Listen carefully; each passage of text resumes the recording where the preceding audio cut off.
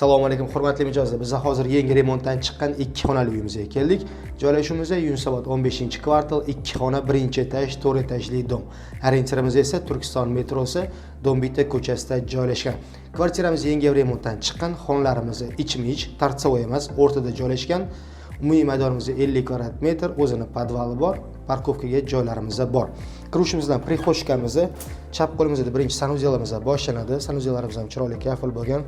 Hojatxonamiz. Bu yerga esa kichkina bitta prixoshka qilsanglar bo'ladi.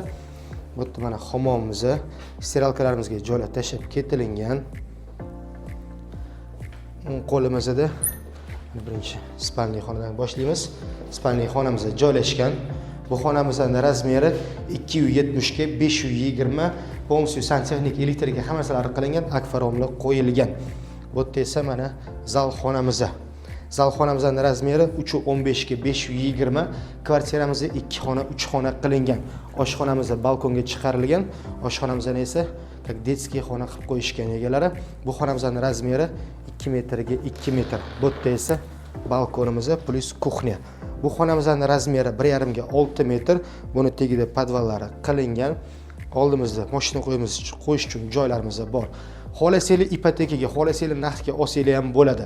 Narxga keladigan bo'lsa, narxini uy egalari 65 ming deb aytishyapti. Agar kvartirangiz ma'qul kelgan bo'lsa, bemalol kelib savdo qilishingiz mumkin. Oson uylar biz bilan oson.